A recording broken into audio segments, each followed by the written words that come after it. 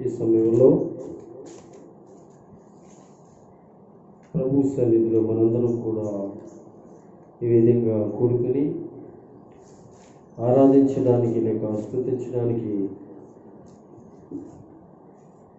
దేవుడి సహాయం, దేవుని సన్నిధిని మనం ఉండడం దేవుని యొక్క అత్యున్నతమైనటి కృప. కనుక ఆయన సన్నిధిలో ఈరోజు దేవుని వాక్యం కొరకే సిద్ధపడదాం. ప్రతి మాట, ప్రతి సంగతి బైబిల్ నుంచి మనము నేర్చుకుంటుండగా, తెలుసుకుంటుండగా మన జీవితానికి ఎంతో ఆశీర్వాదకరమైనది, దీవెనకరమైనది. కనుక మన స్థలపైకి ఒకసారి దేవుని స్తోత్రం చెప్తాం. ఈ రోజున మనము సజీవులుగా ఉన్నాము అంటే యేసు ప్రభుల వారి యొక్క ఘనమైనటి ప్రేమ. అంతేకాకుండా పాపములో, ఈ లోకం యొక్క ఆశలలో, లోక సంబంధమైనటి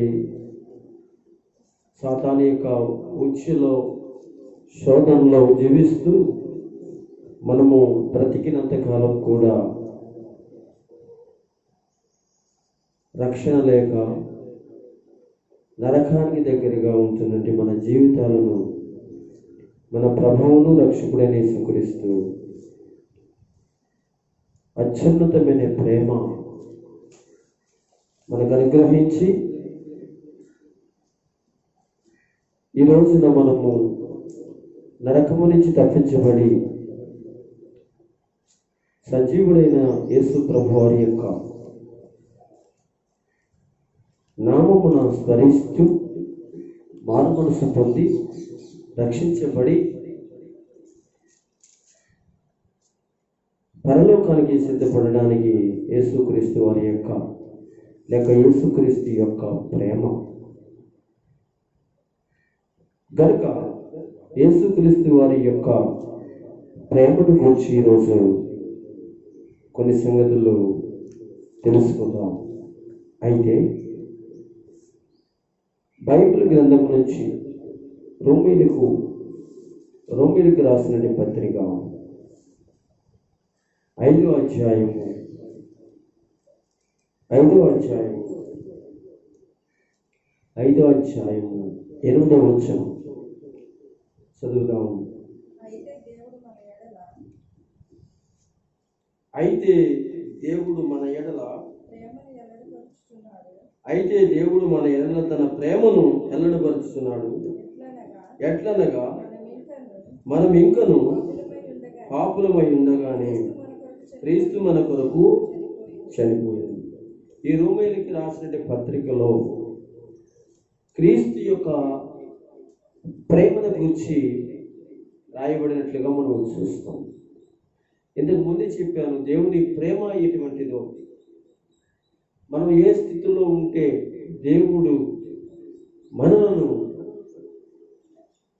ఈ లోక సంబంధమైన పాప శాపము నుంచి ఎలా విడిపించి ఆయన సన్నిధిలో మనల్ని పరలోకానికి సిద్ధపడడానికి భూమి మీద ఆయన చేసిన త్యాగం మనం ఇంతకు ముందు కొన్ని సంగతులు చెప్పి నేను వాక్యంలో రావడం జరిగింది. అయితే ఇక్కడ ఈ రోమీయులకు రాసిన పత్రికలో 8వ వచనం, 5వ అధ్యాయం 8వ వచనంలో అయితే దేవుడు మన ఎడల తన ప్రేమను వెల్లడిపరిచి ఉన్నాడు అని రాయబడింది. ఇక్కడ దేవుడు మన ఎడల ప్రేమను వెల్లడిపరిచి ఉన్నాడు అంటే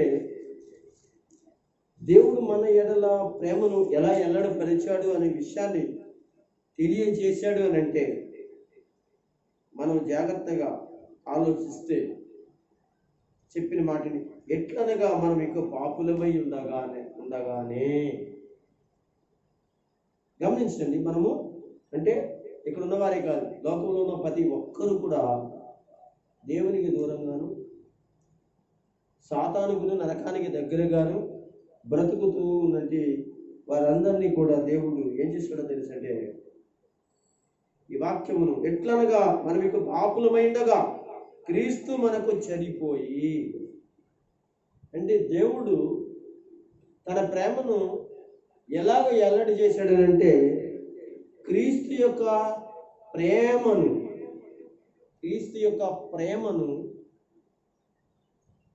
తన కుమారుడైన యేసుక్రీస్తు ప్రభువారిని భూలోకములో మనందరి పాపముల నిమిత్తమై మనమందరము నరకంలోకి వెళ్ళకోకుండా మనం చేసిన ప్రతి పాపమునకు పరిహారము కలిగినట్లుగా తన కుమారుడైన యేసుక్రీస్తు వారి యొక్క రక్త ప్రోక్షణ ద్వారా మనం ఏం చేయబడుతున్నామంటే, ఈ లోక శాపము నుండి పాపము నుండి విడిపించబడుతూ ఉన్నాం. అందుకే తన కుమారుని ఈ లోకానికి పంపించాడు. ఈ లోకానికి పంపించడమే దేవుని ప్రేమ అనేది కనపడుతుంది కదా, క్రీస్తు యొక్క ప్రేమ కనపడుతుంది. అందుకే దేవుడు మన ఎడల, భూమి మీద నుండి వారి ఎడల, లేక రక్షించబడిన వారి ఎడల, ఇంకా రక్షణ పొందని వారి ఎడల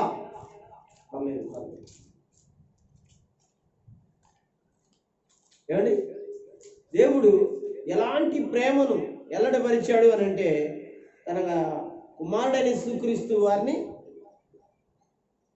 లేక తన కుమారుడైన వారిని అనగా ఈ లోకంలో ప్రాణత్యాగము చేసి తన రక్తం ద్వారా ప్రజలను లేక సాతాను యొక్క శక్తుల నుండి విడిపించడానికి తన ప్రేమను వెల్లడిపరిచాడు. ఆ ప్రేమ ఎటువంటిదంటే సామాన్యమైన ప్రేమ కాదు. గనుక ఈ ఈ యొక్క క్రీస్తు యొక్క ప్రేమ మనందరి పట్ల, యేసు దగ్గరికి వచ్చిన వారందరి పట్ల, లేక ప్రార్థన చేసి మారుమనసు పొందిన వారి పట్ల, ఇంకను మారుమనసు పొందకోకుండా లోకంలో బ్రతుకుతున్న వారి పట్ల ఆ క్రీస్తు యొక్క ప్రేమ ఎటువంటిదో మనం ఒక 4-5 మాటల్లో మనం చదువుకున్నాం. ఇందులోనే పాప క్షమార్పణ చేయబడింది. మానవుల యొక్క పాప నివారణ చేయబడింది. పాప నివారణ చేయబడింది. పాపం అనేది నివారణ చేయబడింది. అంటే ఒక మనిషి యొక్క రోగము నివారణ చేయబడకపోతే ఆ వ్యక్తి ఎలాగైతే చచ్చిపోతాడో నివారణ చేయబడాలి. ఒక సేనుకు మందు, లేకపోతే ఒక చెట్టుకు మందు. ఎందుకంటే ఏదైనా పురుగు పట్టినప్పుడు, దానికి వగేరా జబ్బు చేసినప్పుడు దాని యొక్క తెగులు నివారణ అనేది చేయడానికి ఏం చేస్తారంటే మందు కొడతారు. ఆ మందు కొట్టినప్పుడు పురుగు చనిపోయి ఆ యొక్క సేను ఫలించడానికి, మంచిగా ఆ చెట్టు బ్రతకడానికి అవకాశం ఉంటుంది.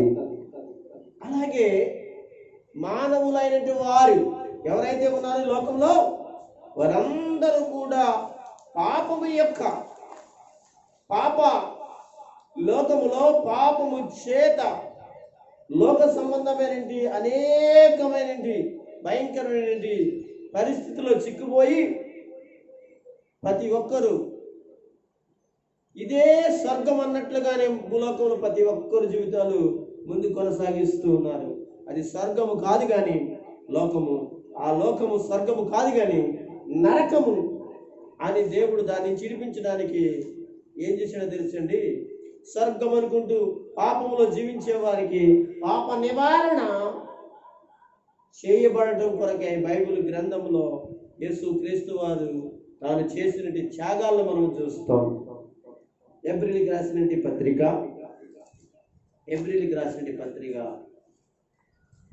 9వ అధ్యాయము 26వ వచనంలో చూస్తే, యేసు ప్రభువారు ఈ లోకంలో, లేక యేసు క్రీస్తు వారు ఈ లోకంలో ఆయన ప్రేమ ఎంత విలువైనదిగా మనకి బైబిల్లో రాయబడిందో, క్రీస్తు యొక్క ప్రేమను గురించి రోమీయులకు రాసిన పత్రిక 9వ అధ్యాయము 26వ వచనంలో రాయబడిన మాట ఏంటంటే, అట్లైన ఎడల జగత్ పునాది వేయ బడినది మొదలుకొని ఆయన అనేక పర్యాయములు శ్రమ పడవలసి వచ్చెను. అయితే ఆయన యుగముల సమాప్తి యందు తనను తానే బలిగాను అర్పించుకున్నట వలన పాప నివారణ చేయుటకై ఒక్కసారి ప్రత్యక్ష పరచబడిను. ఇక్కడ ఒక్కసారి అనే మాట కనబడుతుంది. ప్రత్యక్ష పరచబడిను. దేని కొరకు? పాప నివారణ చేయటం కొరకు. పాప నివారణ చేయటం కొరకు ఒక్కసారి.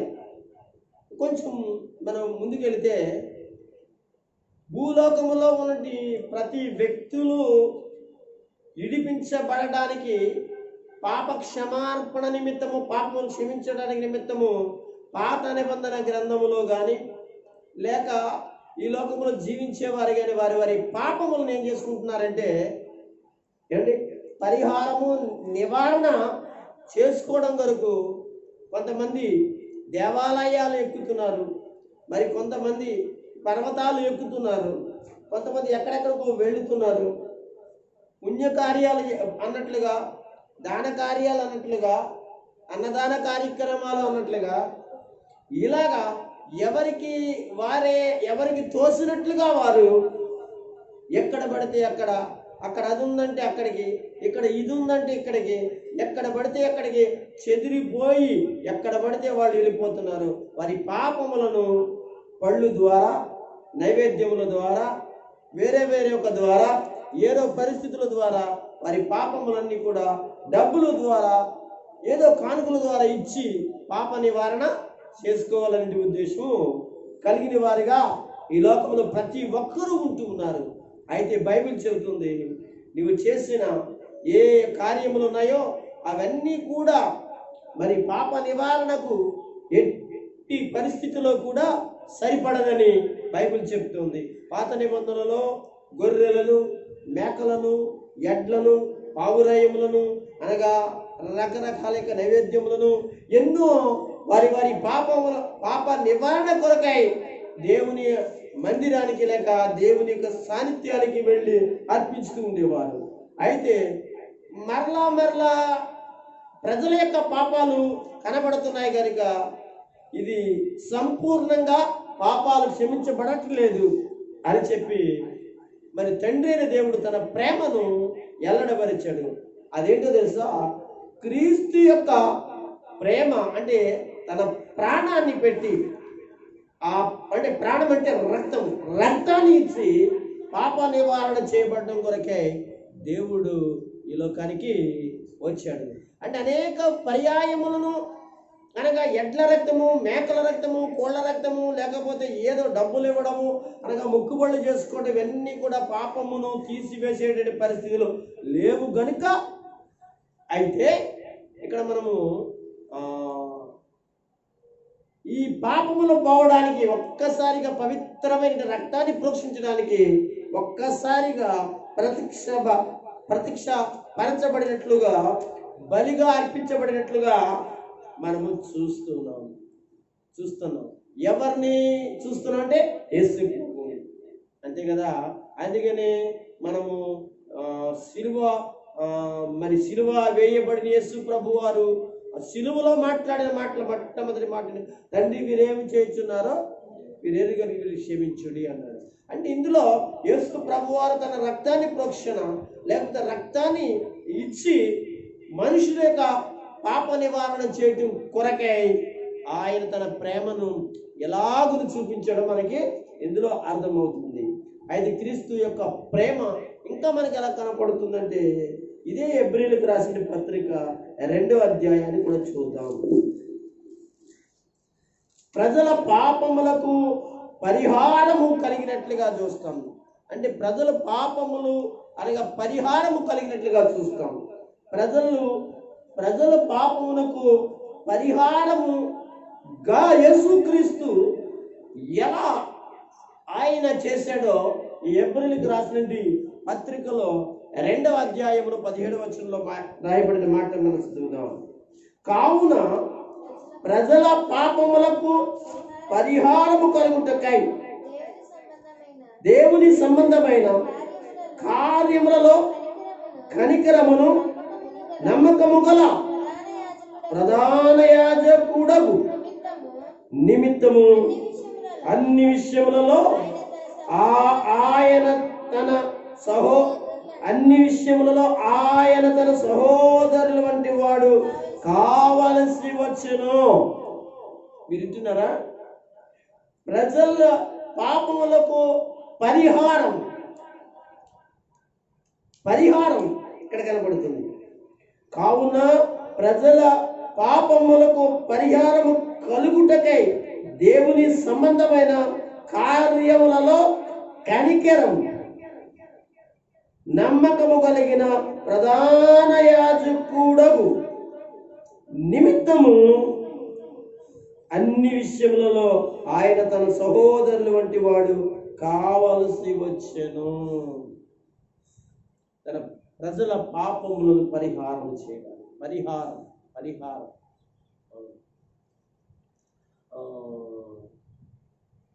కొన్ని కుటుంబాలు, అంటే క్రైస్తవ కుటుంబాలు కాదు కానీ బయట కొన్ని కుటుంబాల వాళ్ళు ఏదైనా కీడు జరిగిందనుకోండి, లేకపోతే పిల్లలు పుట్టినప్పుడు వాళ్ళు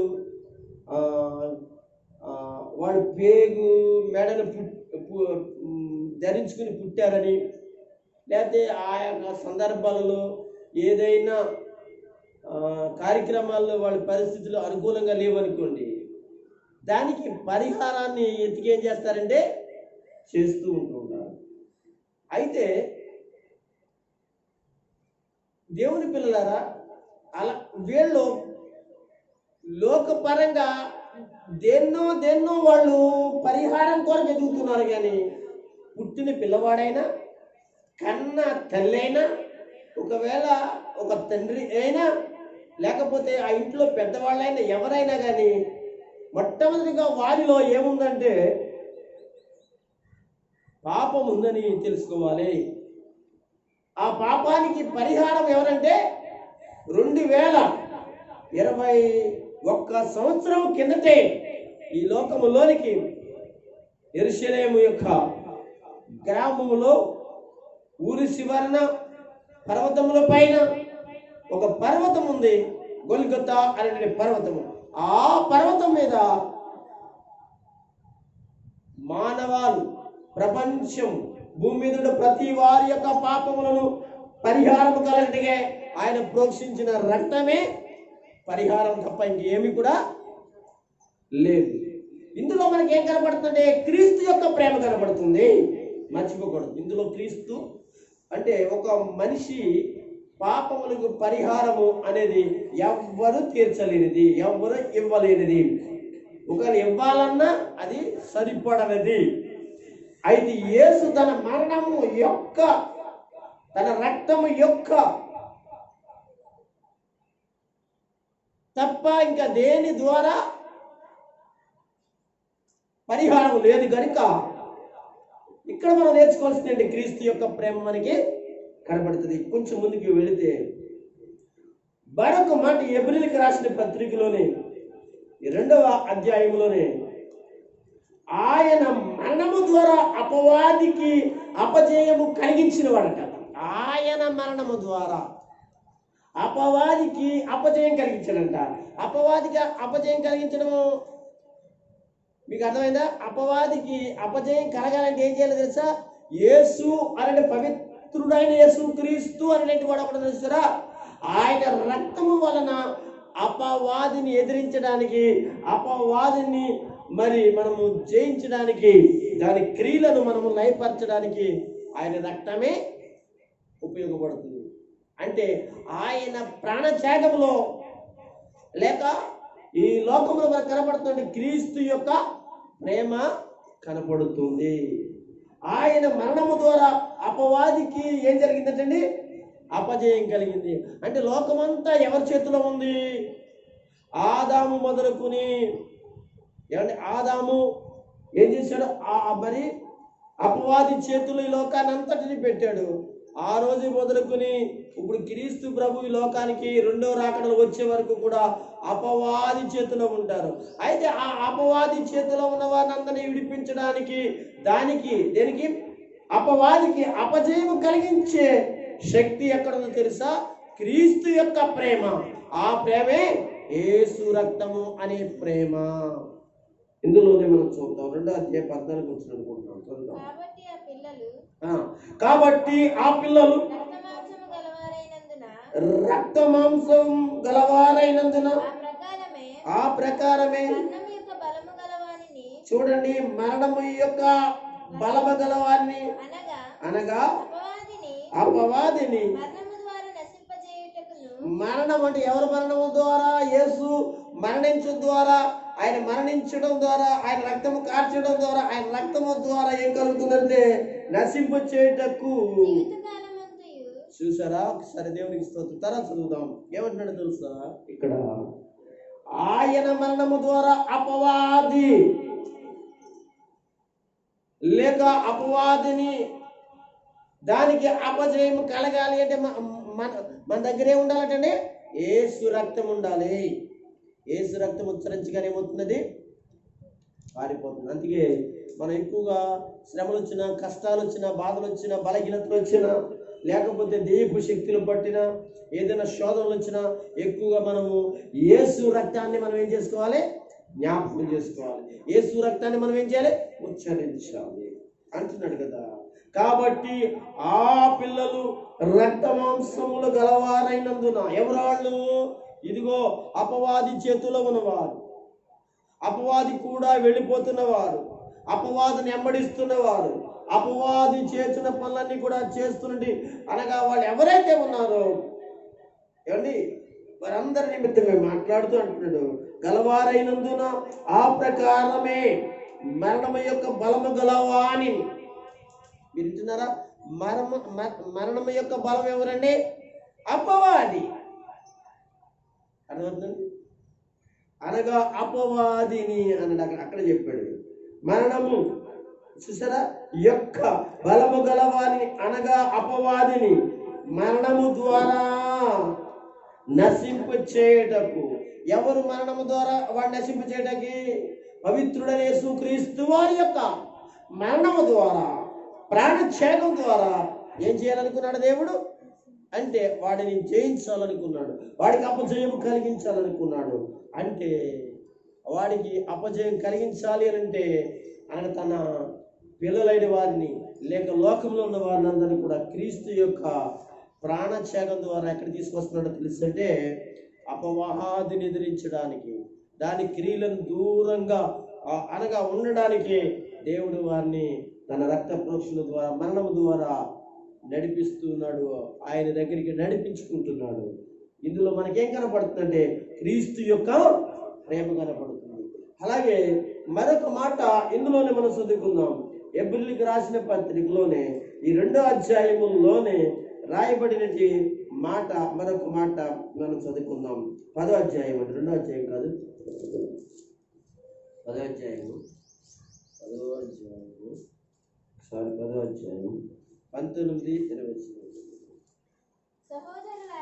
సహోదరులారా, యేసు మన కొరకు ప్రతిష్ఠించిన మార్గమున అనగా నూతనమైనది జీవము గలదియును ఆయన శరీరమును అను తెర ద్వారా ఏర్పరచబడినది మార్గమున ఆయన రక్తము వలన పరిశుద్ధ స్థలమునందు ప్రవేశించుటకు మనకు ధైర్యం కలిగి ఉన్నది గదుక అంటున్నాడు. దేవునికి స్తోత్రం కలుగును గాక.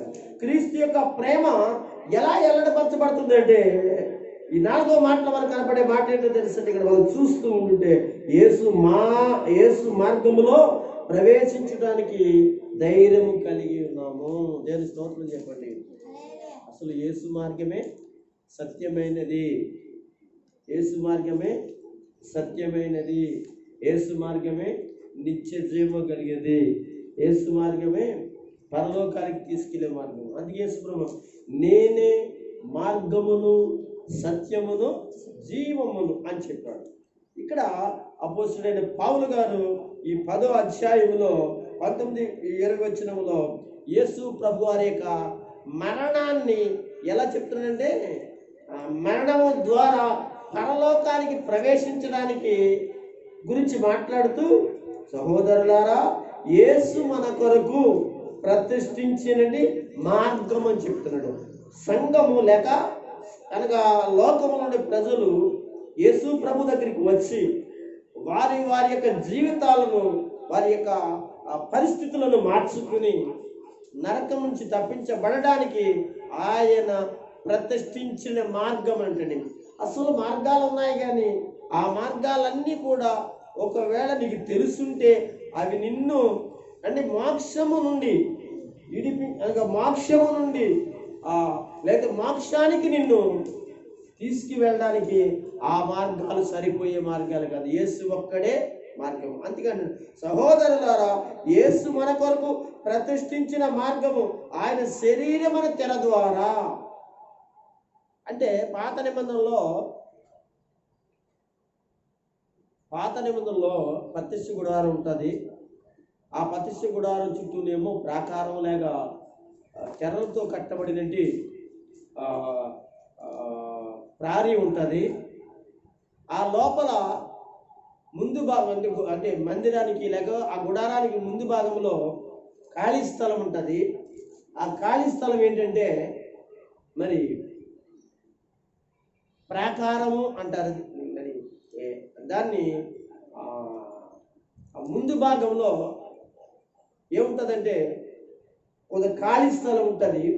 ఆ ఖాళీ స్థలములో గంగాళము, బలిపీఠం ఉంటుంది.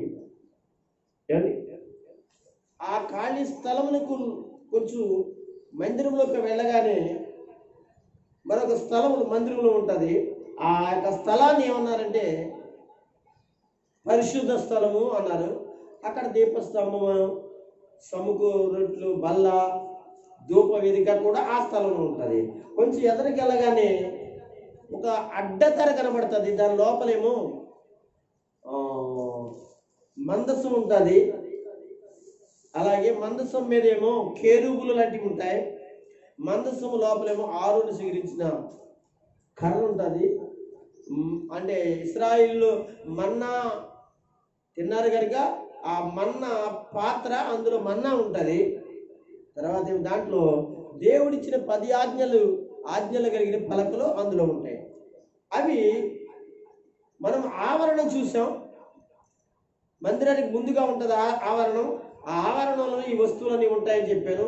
లోనికి మందిరం లోపల మరి పరిశుద్ధ స్థలం ఉంటుందని చెప్పాను. అక్కడ కొన్ని వస్తువులు ఉంటాయని చెప్పాను. తర్వాత కొంచెం ఎదురుకి వెళ్ళగానే ఒక అడ్డతెర ఉంటుంది. దాని వెనకాల భాగాన్ని అతి పరిశుద్ధ స్థలము అంటారు. ఈ అడ్డతెర లోనికి ప్రవేశించడానికి ఎవరికి కూడా కుదరదు. సాహసించారనుకోండి, వాళ్ళు తప్పనిసరిగా చనిపోతారు. ఏమండి అంటే వారికి వెళ్ళడానికి శక్తి లేదు. అయితే ఇప్పుడు దాని గురించి ఎందుకు మాట్లాడుకోవాల్సి వస్తుందంటే, ఈ అడ్డ తెర లోపలికి ఎలాగైతే వెళ్ళడానికి అవకాశం లేదో, పరలోకానికి వెళ్ళడానికి అవకాశం లేని పరిస్థితుల్లో లోకమంతా ఉంటే, ఈ లోకాన్ని పరలోకానికి తీసుకువెళ్ళాలి అనే ఉద్దేశంతో యేసు అనేటువంటి వాడు తన ప్రాణాన్ని శిలువలో అర్పించి, శిలువలో ప్రాణాన్ని త్యాగం చేసి, తన శరీరము ద్వారా అంటే మరణము ద్వారా, తన రక్తము ద్వారా, తన శరీరము ద్వారా మనుషుల పాపాలను క్షమించగల శక్తి గల తన శరీరం అనేది ద్వారా ఏం చేశాడో తెలుసా? ఆ అడ్డ తెరను ఏం చేశాడో తెలుసా? చింపేశాడు, లేకపోతే దాన్ని చీల్చివేశాడు అనే విషయాన్ని ఇక్కడ చెప్తున్నాడు. అంటే అనగా లోపలికి వెళ్ళడానికి అవకాశం లేని, అంటే ఈ పరిశుద్ధ స్థలం ఏంటో తెలుసంటే పరలోకానికి సూచనగా కనబడుతుంది. ఇప్పుడు దేవుడు ఈ లోకంలో ఉన్న వారిని అందరినీ కూడా పరలోకానికి తీసుకువెళ్ళడానికి తన కుమారుడైన యేసుక్రీస్తు వారి యొక్క మరణము లేక తన శరీరం అడ్డతెర ద్వారా ప్రతిష్ఠిత మార్గంగాను పరిశుద్ధ మార్గంగా ఇచ్చి నడిపించినట్లుగా మనం చూస్తాం. అందుకే అంటున్నాడు ఇక్కడ, సహోదరులారా, యేసు మన కొరకు ప్రతిష్ఠించిన మార్గమును అనగా నూతనమైన మార్గమును జీవము గలదియో ఆయన శరీరమున తెర ద్వారా ఏర్పరచబడినదై మార్గము ఆయన రక్తము వలన పరిశుద్ధ స్థలమునందు ప్రవేశించుటకు మనకు ధైర్యము కలిగి ఉన్నది గనుక అని చెప్పాడు. కనుక ఇప్పుడు యేసు ప్రభు ద్వారా మాతో పరలోకానికి వెళ్ళేటి మార్గము ఒకే మార్గము, ప్రతిష్ఠించిన మార్గము యేసు మార్గము. అంటే యేసు తన శరీరాన్ని ప్రజలందరి కొరకు ఎంత త్యాగం చేశాడో ఆలోచన చేస్తే క్రీస్తు యొక్క ప్రేమ ఇందులో మనకి కనబడుతుంది. ఇంకా ఏప్రిల్కి రాసిన పత్రికలోనే క్రీస్తు యొక్క ప్రేమను గురించి, మానవాళి యొక్క రక్షణ గురించి, మానవాళిని పరలోకానికి నడిపించడం కొరకు పాత నిబంధనలలో చేయలేని పరిస్థితులు ఏవైతే ఉన్నాయో, అనగా బలులు కానీ అర్పణలు కానీ వేరే వేరే ఏదైతే ఉన్నాయో, ఒక ప్రధాన యాజకుడు కూడా మరి ఆ వ్యక్తిని అంటే ఆ వ్యక్తులను పవిత్రపరచలేని పరిస్థితులు దేవుని పిల్లలమైన మనము గమనిస్తే ఆ పరలోకము లోనికి లేక ఆ పాపము క్షమించబడి పవిత్రులుగా జీవించడానికి అవకాశం లేని పరిస్థితులలో లోకాన్ని ఏం చేశాడు తెలుసుతానా? ప్రేమను ఎల్లడపడిచాడు. లేక ఆ క్రీస్తు యొక్క ప్రేమ తన యొక్క మరణము ద్వారా, రక్తము ద్వారా ఆయన ఏ విధంగా మనల్ని తీసుకుని వెళుతున్నాడో ఇందులో ఇంకా కొన్ని సంగతులు మనం నేర్చుకోబోతూ ఉన్నాం. మరొక మాట మనం ఈ రోజున చదువుకుంటాం. 10వ అధ్యాయంలో పాపము నుండి పరిశుద్ధపరచబడితిమి అనే మాట కనపడుతుంది. ఎక్కడ? ఏప్రిల్కి రాసిన పత్రిక 10వ అధ్యాయము 10వ వచనం చదువుదాం. క్రీస్తు యొక్క శరీరం ఒక్కసారి అర్పించుట చేత ఆయన చిత్తమును బట్టే మనము పరిశుద్ధపరచబడి ఉన్నాము. ఇది 5వ మాట.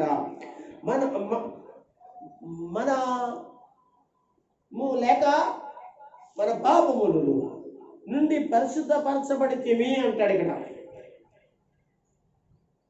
ఆయన చిత్తమును బట్టి మనము పరిశుద్ధపరచబడితిమి. ఎప్పుడు పరిశుద్ధపరచబడితిమి? క్రీస్తు యొక్క శరీరం ఒక్కసారే సిలువలో అర్పించుకోవడం చేత, సిలువలో తన రక్తాన్ని కార్చి ఆ రక్తమే మానవులందరికీ కూడా పరిశుద్ధత ప్రకటించింది కనుక ఆ రక్త ప్రోక్షణ మీదకి లేకపోతే ఆ రక్త ప్రోక్షణ కిందకి ఎవరైతే వస్తారో, అది చిన్నవారైనను యవనస్తులైనను పెద్దవారైన వృద్ధాప్యం ప్రతి ఒక్కరిని కూడా పరిశుద్ధపరుస్తుంది, వారి పాపముల నుండి పరిశుద్ధపరుస్తుందని తెలియజేస్తుంది. అర్థమవుతుందండి? కనుక ఇందులో మనకి చూడవలసినది తెలుసా? క్రీస్తు యొక్క ప్రేమ అది లోకం గ్రహించట్లేదండి. క్రీస్తు యొక్క ప్రేమ గ్రహించట్లేదు. మానవాళి యొక్క పాపముల నిమిత్తమై ఆయన చేసిన ఆ మంచి కార్యాన్ని ఈ లోకం గుర్తించలేకపోతుంది.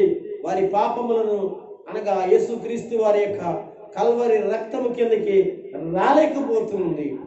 ఇంకా చాలా మంది లోకములో అపవాది చేత నడిపించబడుతూ ఉన్నట్లుగా మనము చూస్తూ ఉన్నాం.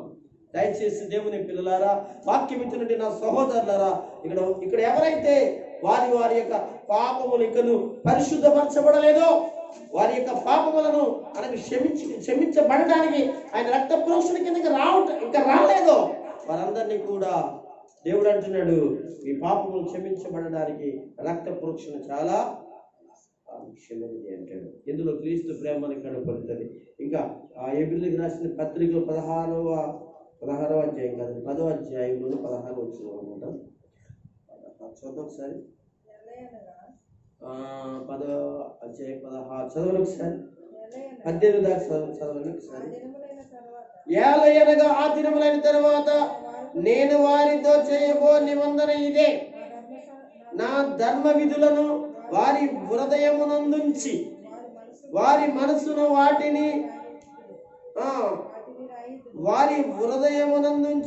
వారి మనసు మీద వాటిని వ్రాయించి వ్రాయించెను అని చెప్పిన తర్వాత వారి పాపములను వారి అతిక్రమముల ఇకను ఎన్నడగిరి జ్ఞాపకము చేసుకున్నాను అని ప్రభు చెప్పుచున్నాడు.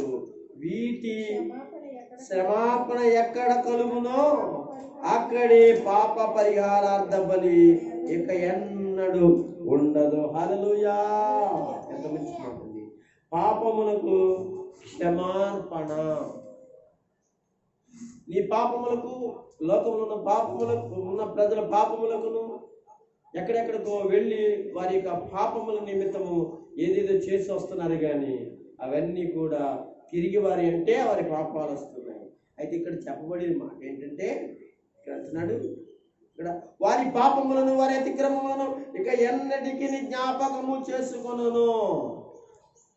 అంటే ఇంతకు ముందు పాపముల అన్ని కూడా మళ్ళా జ్ఞాపకం వస్తున్నాయి అని అంటే, ఏ అయితే అర్పించారో, ఏ రక్తం అయితే అర్పించారో, ఏ యొక్క గెడ్ల రక్తము లేకపోతే కోళ్ళ రక్తము లేకపోతే ఏదైతే అర్పించారో, అర్పించడం వలన దాంట్లో శక్తి లేదు కనుక మరలా మరలా వారి పాపాలను జ్ఞాపకం వస్తున్నాయి అని ప్రభు చెప్తున్నాడు. వీటిని వింటున్నారా? వీటిని క్షమార్పణ ఎక్కడ కలుగును? ఏటిని? నీ పాపములను, వేటిని? నీ అతిక్రమములను, వేటిని? నువ్వు చేసిన దుర్మార్గములను, ఏటిని అనగా ఈ లోకంలో ప్రజలు అనగా లోకంలో దాన్ని అనుభవిస్తున్నారో వాటిని వీటి క్షమార్పణ ఎక్కడ కలుగునో అక్కడే ఏం కలుగుతున్నట్టండి? పాప పరిహారార్థ బలి ఇక ఎన్నడూనూ ఉండదు. మీకు అర్థమైందా? ఎక్కడ? అక్కడ పాప పరిహారార్థ బలి ఇక ఎన్నడూ ఉండదు. అంటే ఒక ఆయన ఉన్నాడు, ఆయన పేరు యేసు. ఒక ఆయన ఉన్నాడు, పాపులను లోకాన్ని రక్షించడానికి వచ్చిన ఆయన ఉన్నాడు. కనుక ఆయన దగ్గరికి వెళితే వేటి కొరకే, పాప క్షమార్పణ కొరకే వెళ్ళావో, అక్కడికి వెళ్ళగానే నీకు కనపడింది ఏంటో తెలుసా? అంటే నువ్వు మార్చబడిన తర్వాత, నువ్వు రక్షించబడిన తర్వాత, బయలుపరిచిపోయిన తర్వాత అక్కడ కనపడింది ఏంటో తెలుసండి? ఆయన రక్తం కనపడుతుంది. ఆ రక్తములో ఏముందో తెలుసండి? నీ జీవితము పవిత్రపరచబడడం, క్షమార్పణ కలగడం ఉంది. అక్కడే పాప పరిహారార్థ బలి ఉంది. బలి బలి బలి ఉంది. పాప పరిహారార్థ బలి ఉంది. గనుక ఒక్కసారి ఆయన రక్తంలో కడగబడిన తర్వాత, ఒక్కసారి నీ యొక్క పాపములని ఆయన పాదాల దగ్గర ఒప్పుకున్న తర్వాత మళ్ళా ఎన్నడూను దాని కొరకు మరొక బలి అర్పించవలసిన పని లేదు, అర్పణ అర్పించవలసిన పని లేదు. ఏంటి? ఏ అర్పణ? పాప క్షమార్పణ ఏమీ అవసరం లేదు. గనుక యేసు అనేది ఒక్కసారి ఆయన ఏం చేశాడు? పాప క్షమార్పణ కలిగించాడని మనం తెలుసుకుంటున్నాం. క్రీస్తు యొక్క ప్రేమ ఇంకేంటో తెలుసా? అపవాది క్రియలను లయపరచడానికి వచ్చాడంటే. క్రీస్తు యొక్క ప్రేమ ఏంటో తెలుసండి? లోకమంతటి మీద అపవాది పనిచేస్తుంది, అపవాది నీడలు పనిచేస్తున్నాయి, అపవాది శక్తులు పనిచేస్తున్నాయి. ఆ శక్తులు ఏం చేస్తున్నాయంటే ప్రతి ఒక్కరిని కూడా ఒక్కొక్క రకంగా ఒక్కొక్క వ్యక్తిని వాడుకుంటూ ఒక్కొక్క క్రియ చేయిస్తున్నాయి. ఒకరేమో తాగడం, ఒకరేమో తిట్టడం, ఒకరేమో అల్లరిగా బతకడం, ఒకరేమో విస్తరించడం, మరొకరేమో ఏదో రకరకాలుగా ఉండడం. అంటే ఎన్ని క్రియలు అనమాట. ఈ క్రియలన్నీ కూడా చాలా భయంకరమైన క్రియలు. ఒకరికొకరు కొట్టుకోవడం, ఒకరికొకరు అనుకోవడం, నిజమైన దేవుని ఆరాధించుకోకుండా ఈ లోకములోని సృష్టిని ఆరాధిస్తూ ఉన్నటి పరిస్థితులు మనకు కనపడినప్పుడు ఇవన్నీ కూడా అపవాది క్రియలు. అపవాది వారిని లోపరుచుకుని ఆ క్రియలలో పడేసి వారి జీవితాలను ఏం చేసి నాశనం చేస్తుంది. కనుక దేవుడు అంటున్నాడు కదా, ఆయన అపవాది క్రియలను ఏం చేయాలనుకున్నాడు? లయపరచడానికి, లేక దాన్ని నుంచి విడిపించడానికి వచ్చాడు. ఇందులో క్రీస్తు యొక్క ప్రేమ కనపడుతుంది. యోహాను రాసిన మొదటి పత్రిక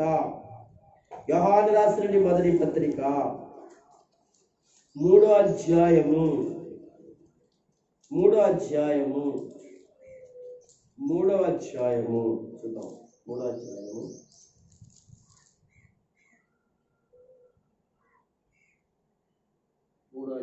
8వ వచనం చదవండి.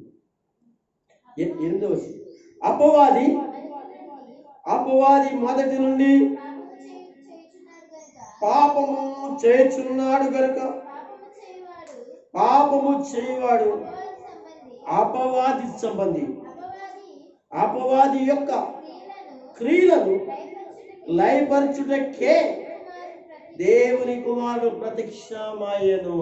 అపవాది క్రియలను లయపరచుటకే యేసు క్రీస్తు వారు భూమి మీద ప్రత్యక్షమాయెను. దాని యొక్క బంధకాల నుంచి దాని నుంచి ప్రేరేపించబడి చేసే పనులు ఎవరైతే ఉన్నారో వాటిని కూడా విడిపించడానికి యేసుక్రీస్తు లోకానికి వచ్చాడు. మనము ఇక్కడ 7 సంగతులు మనం తెలుసుకున్నాం. మొదటి సంగతి, పాప నివారణ చేయబడుతుంది, క్రీస్తు యొక్క ప్రేమలో కనబడుతుంది.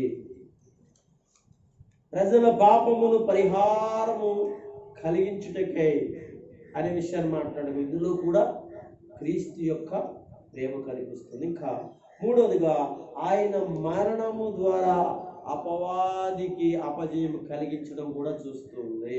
ఇందులో కూడా క్రీస్తు యొక్క ప్రేమ కనిపిస్తుంది. ఇంకా 4వదిగా, యేసు మార్గం అంటండి. యేసు మార్గములో ప్రవేశించుటకు మనకేం కలుగుతుందంట? ధైర్యం కలుగుతుంది.